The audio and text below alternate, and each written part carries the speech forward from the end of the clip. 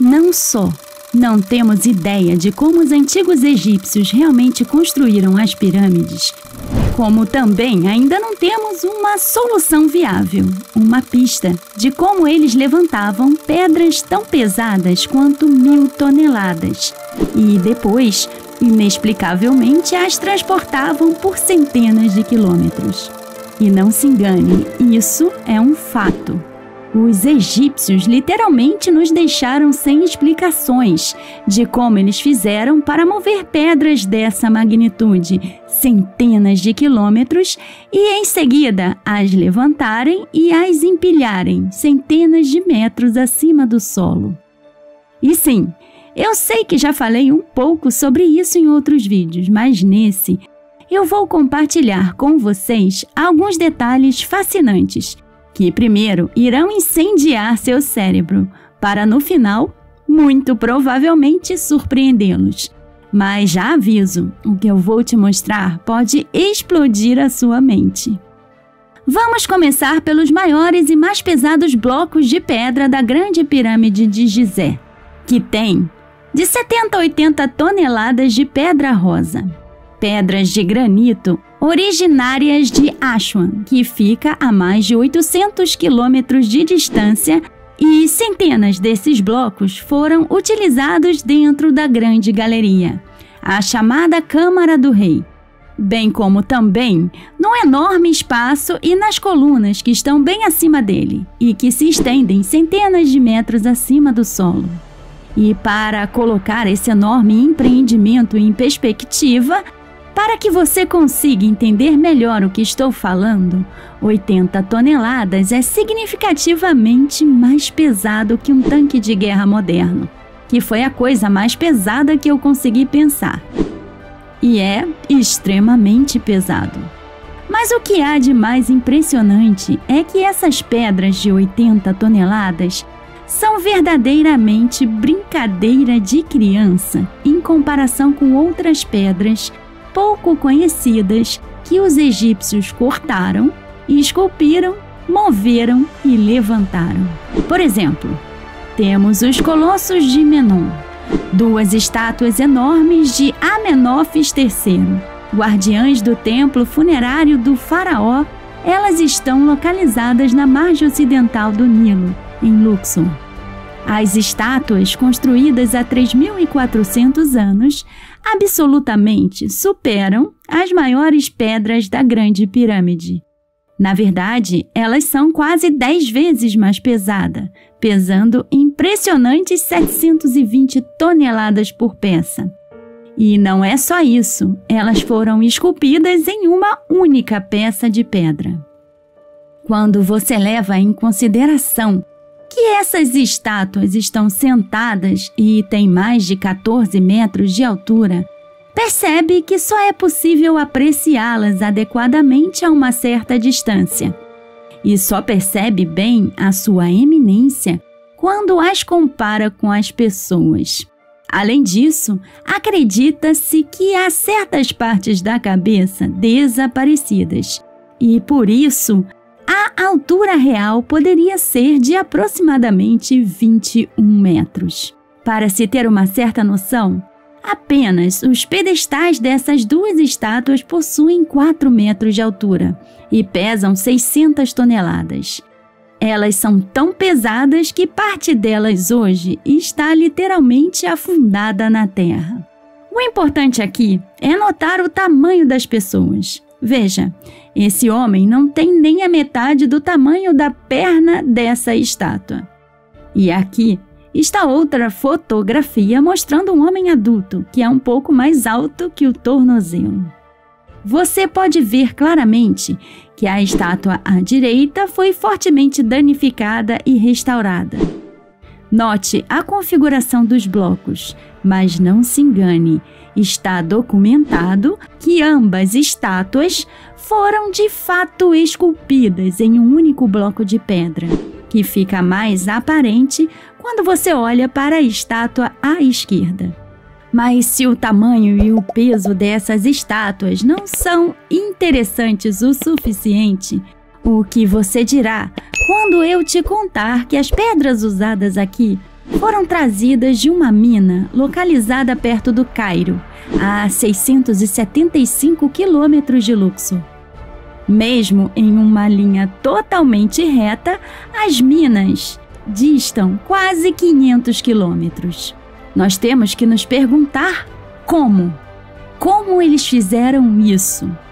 Como percorreram toda essa vasta distância com blocos de pedra de 700 toneladas? Mas essa é justamente a parte do vídeo onde as coisas ficam ainda mais interessantes. Porque embora os colossos de Menon sejam quase 10 vezes mais pesados que as maiores pedras de dentro da Grande Pirâmide, eles não estão nem perto das maiores estátuas criadas pelos egípcios. O que você está vendo aqui são os restos do Ramsséion, um templo funerário do faraó Ramsés II, situado na margem ocidental do rio Nilo em Tebas. E é aqui que está um dos maiores monolitos de pedra de todos os tempos, cortado, esculpido e transportado. Esse gigante também foi moldado em uma única peça sólida de pedra de granito e estima-se que pesa 1.000 toneladas. Esse é o peso de aproximadamente 15 tanques e veja só, ele foi de alguma forma transportado pelo menos 185 quilômetros da pedreira de Aswan até aqui.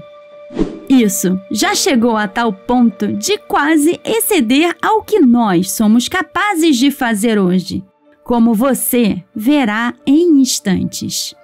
Antes, quero apenas fazer uma pergunta. O que será que foi capaz de destruir isso? Que força extrema pode ter sido essa a tal ponto de destruir esse gigante em tantos pedaços?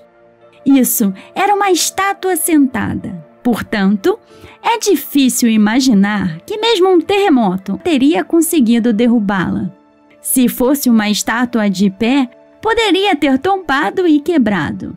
Isso não seria difícil de imaginar.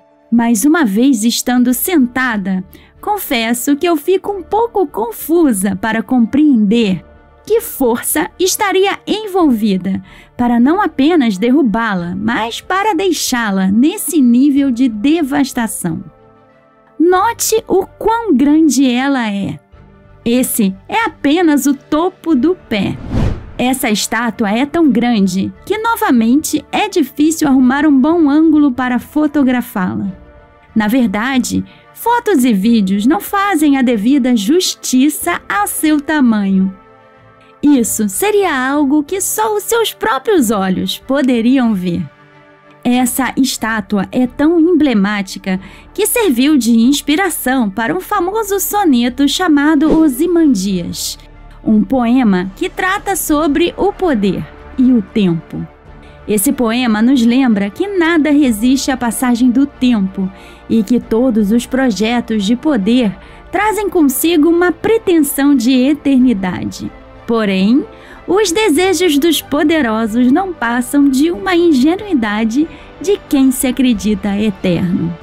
Ele descreve a misteriosa descoberta de uma estátua de pedra esquecida no deserto, onde lia-se em seu pedestal a seguinte inscrição: "Meu nome é Osimandias, e eu sou o rei dos reis. Vejam minhas obras, ó grandes, e desesperai."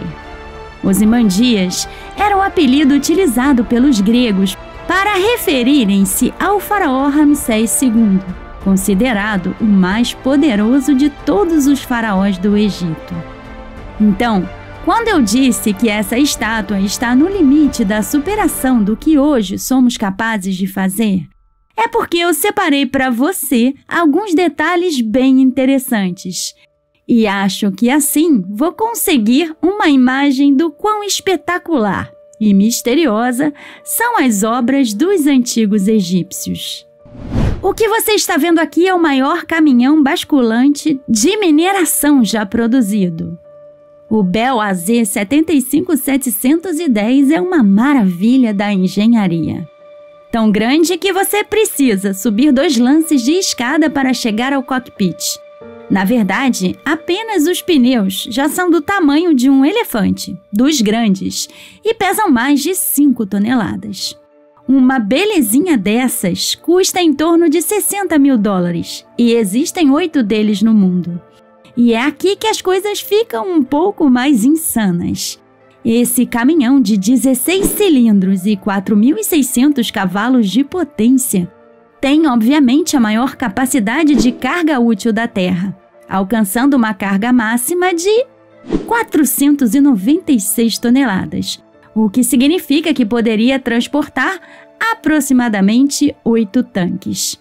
Agora concentre-se no fato surpreendente de que a estátua no Ramseyum possui literalmente o dobro da capacidade de peso desse caminhão. Então, talvez agora eu tenha conseguido levantar uma perspectiva mais real do que estamos falando aqui.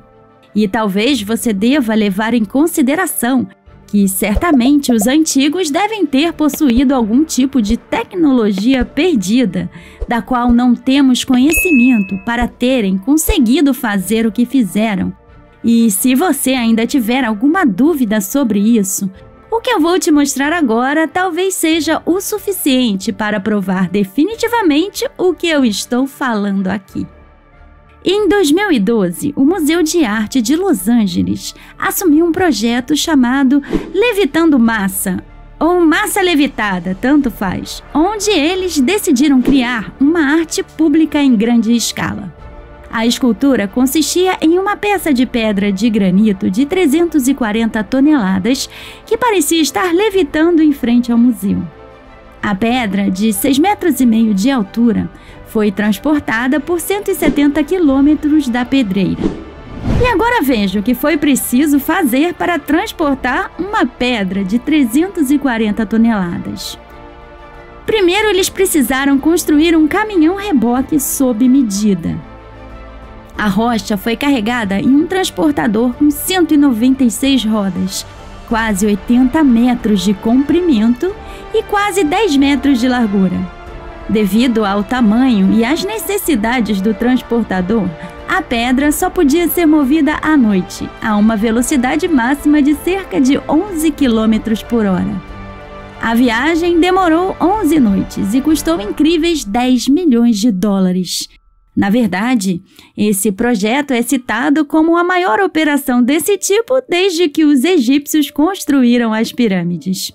Seu planejamento levou um ano entre a preparação e a conclusão. Então, deixa eu ver se eu entendi.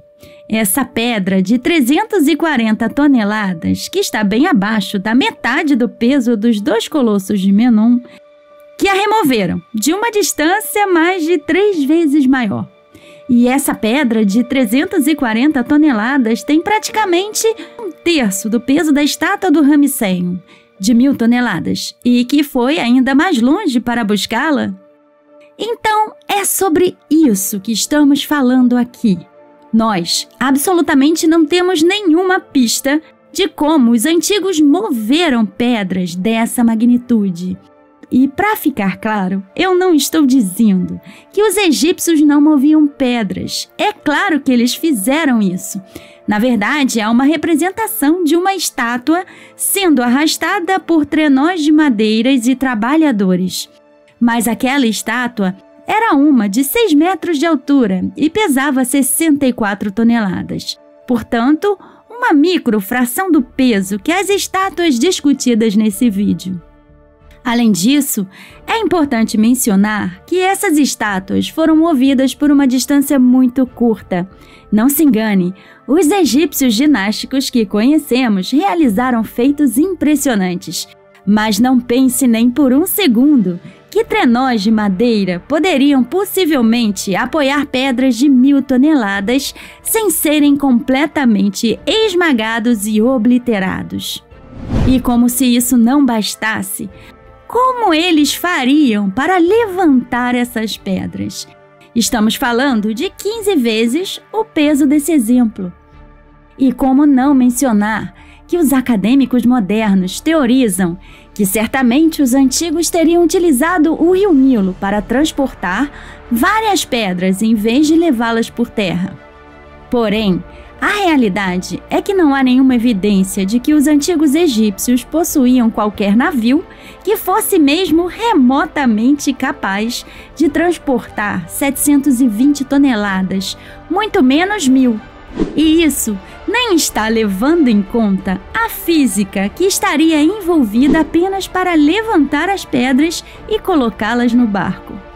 Na verdade, se você quiser, você pode parar para pesquisar navios egípcios conhecidos naquela época. As informações são abundantes, assim como também ficará bem claro que pedras dessa magnitude não foram transportadas pelo Nilo com as capacidades conhecidas dos egípcios dinásticos sobre os quais fomos ensinados na escola. Isso não quer dizer que os egípcios não moveram blocos de pedras menores através do Nilo de barco. Isso foi documentado, por exemplo, no notável Diário de Merer, que descreve um recibo de blocos de calcário que foram levados para Gizé de barco. Porém, já se sabe que milhões de pequenos blocos de calcário compõem as centenas de mastabas e diversas estruturas que circundam as pirâmides.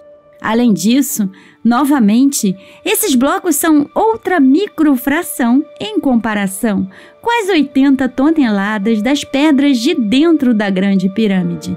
Então, não há comparação. Além disso, Merer também mencionou em seu diário de bordo de onde aquelas pedras menores se originaram. As Pedreiras de Tora, que fica a apenas 13 quilômetros de Gizé. Portanto, voltando para os Colossos de Menon e as duas pedras usadas nessas estátuas originárias do Cairo, se elas tivessem sido movidas por alguma barcaça primitiva, eles ainda teriam que lutar contra a corrente do rio Nilo, que flui do sul para o norte, e, novamente, Luxor fica a mais de 480 quilômetros ao sul do Cairo. Então, como eu sempre digo, olhe e pense por si mesmo. Você realmente acha que legiões de homens descalços rolariam pedras de 1.000 toneladas, centenas de quilômetros? Ou, na verdade, isso nada mais é do que apenas uma ilustração de livro acadêmico, baseada em nada mais do que uma teoria de ficção. Para deixar nosso vídeo mais ilustrativo e pintar uma imagem rápida do tipo de magnitude do que estamos lidando aqui, eis uma breve demonstração de coisas modernas onde as pessoas falharam em tentar levantar e remover pedras que são apenas uma fração do peso daquelas sobre as quais estamos falando aqui.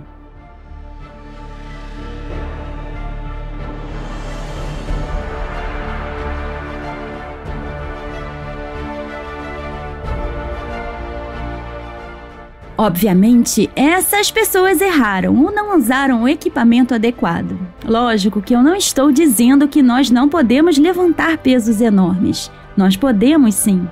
Mas isso ilustra como fazer isso depende de um projeto bem elaborado.